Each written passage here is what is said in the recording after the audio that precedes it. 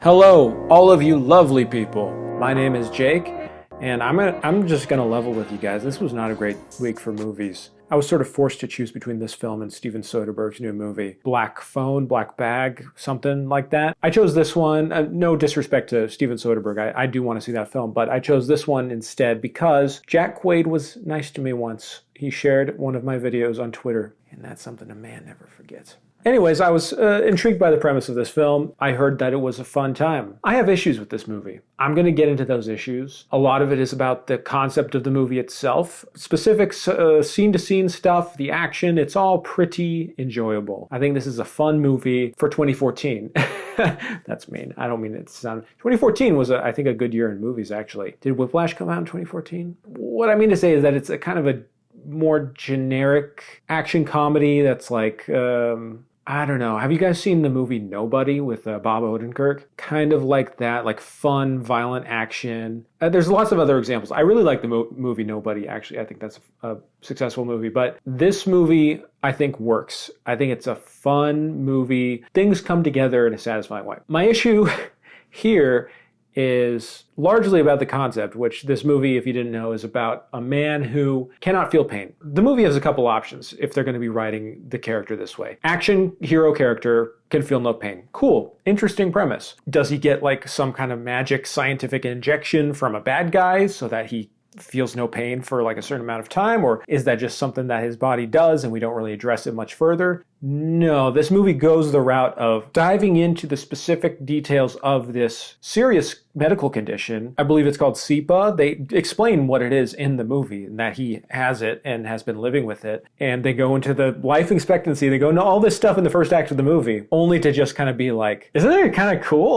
Like, I don't know. Maybe I'm the only person here that I thought it was kind of weird, but I thought that the way they handled it was really distracting, if not borderline offensive. And I don't know anyone who suffers from this condition, but from what I've read, it is like a horrifying ordeal. It's really a very serious thing. You can bite your tongue off and it can injure yourself in so many ways, and the life expectancy is very young for these people who have this condition, and it goes beyond just not feeling pain. It's like feeling hot and cold. It's like not being able to sweat. Like it's a very real thing, and the movie is using it as the premise for this action, like funny, like, oh, this guy can just like break as many arms as he wants and he'll be fine. That's like, all right, if you can just set aside like, okay, this is kind of weird that we're doing this, like maybe you could frame it as like a positive representation of like a disability, or like, the people who go through this they aren't just like bound by their disease. But I think the movie demonstrates that really badly. I'll give an example. This isn't a spoiler by any means. This is a scene that happens early in the movie. But, he has a little love interest with someone who works at his bank. He's like a bank guy, and there's a bank robbery, and that's how he gets involved with all the action. But anyways, before that, he is attracted to this woman who works there, and they go out on a little lunch date, and she's like teasing him, like, hey, try this pie. It's really good pie. He only gets a drink. She's like, try the pie. And he's like, no, I can't eat the pie. He finally is like, I'm not going to eat it. I can't eat it. And she's like, why? And so he explains, like, okay, I've lived with this condition my whole life. I've been like sheltered. My family's protected me. I can't eat solid food. I have to go to the bathroom every 3 hours so my bladder doesn't explode. I could die. In so many ways. My life expectancy is low, and it's kind of a miracle I'm still around. And she listens to this and is like, wow, okay. But come on, try the pie anyways.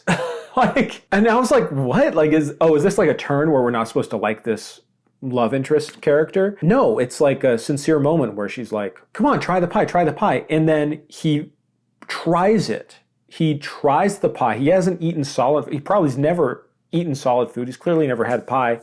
And he eats it. And I'm thinking, like, this dude is about to bite the hell out of his tongue or his cheek. Or like, this is like such a, like, what the fuck? But what happens is that he just eats it and it's normal. She kind of gives like a smirk, and he's like, that was the most amazing experience. That was amazing. Oh, so like the takeaway of this scene is basically, you're overreacting to your condition.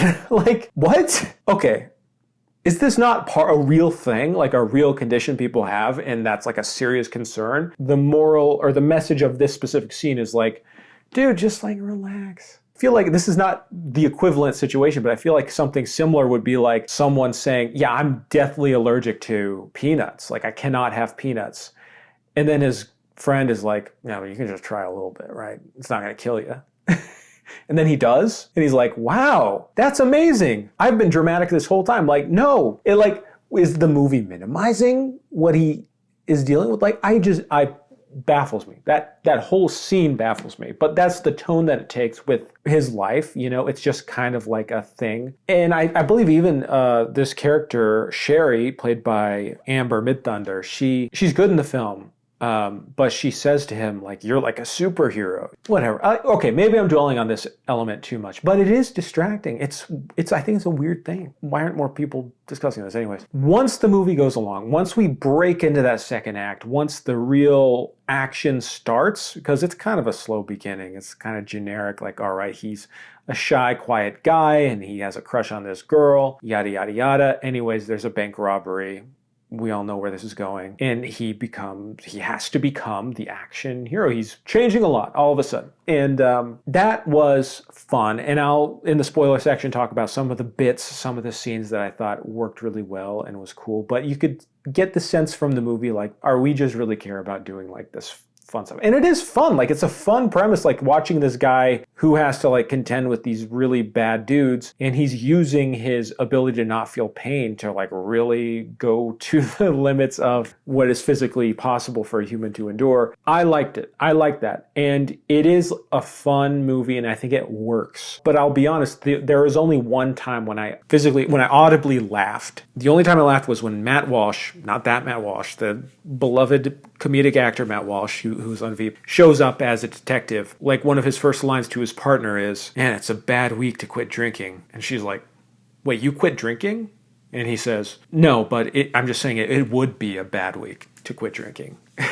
I thought that was, I like that. Like, introduced his character. The other stuff and set pieces are like cool in like a gross way and like fun and like, that's gnarly. And the performers themselves, I thought Jack Quaid held the movie together. He is doing a very similar performance to what he does in like The Boys, just the very like shy, nerdy, sheltered guy who has to break bad essentially. And that was good. Amber Midthunder was really cool. But the standout to me in this movie was Ray Nicholson, who is Jack Nicholson's son, playing the bad guy, like the main villain. Ray Nicholson, I saw him in Smile 2. He had a smaller part, but he was very good in that. But in this, it's like, there's something about that Nicholson energy that transferred to him. Like, you just feel it. I'm not saying, like, just because I know he's Jack Nicholson's son made it better. Like, he really had this scene-chewing, like, maniacal, evil energy that was so enjoyable. Jacob Batalon, who is, as we all know him as the CEO of Sex, he is in all the Spider-Man movies, Peter Parker's friend, Jack Quaid's friend in this movie, and he was very fun. I wish he was in more movies besides, all the Marvel slop. I'd like to see him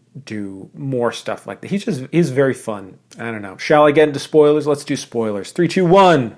Spoilers. My favorite set piece in the whole movie, and it comes later in the movie, is when he is getting tortured by the brother of the guy that he killed in his pursuit of Sherry when he's trying to rescue her. Because he has to pretend to be in a ton of pain as he's being tortured. And it's so gross, he's like pulling out fingernails and everything, and Jack Quaid just sells it. Very funny moment. And he's just like, ow, oh, that's funny. It's a good bit. I love that one of the bad guys' house is booby-trapped just because, we need to see Jack Quaid get hit with a bunch of arrows and spikes. And the tattoo parlor, when he's like, gets a bunch of glass into his fist to fight the other guy, and then he like tattoos on his hand. All that stuff. It's very, this is amusing. This is fun. If it weren't tied to like a real disease that people have, it'd be more fun, but, they chose that angle. The climax of the movie was great with Ray Nicholson. There's a twist you can kind of see coming, but still, nevertheless, it's kind of sadly devastating because they spent so long setting up their relationship that Sherry, the person that he's rescuing and is literally killing people and stealing cop cars for, she was in on the heist.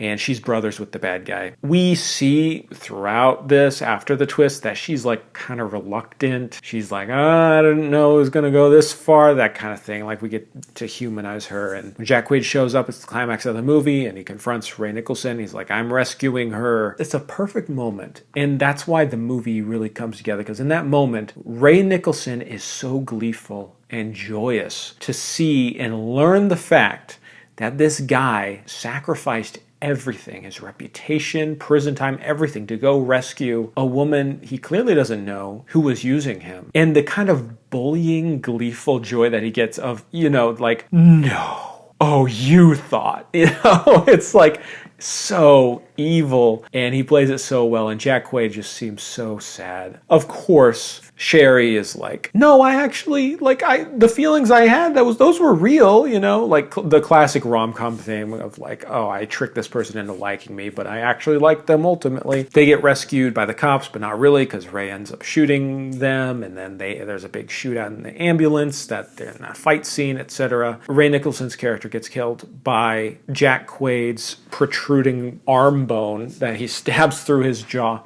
Very gory. It's nice. It's a good afternoon movie. It's a good movie that comes on TNT, and you just are like, oh, I got some chips. Like, let's just watch this. Yeah, I don't know. I think that it's a good time. The way they set it up is questionable. Clearly, the interest in the focus of the movie is in the action, these like comedic beats, the set pieces. I'd give it a 6 out of 10. Anyways, thank you for watching, everyone. I hope you check out Novocaine if you want to, and have a nice day, everyone. Bye-bye.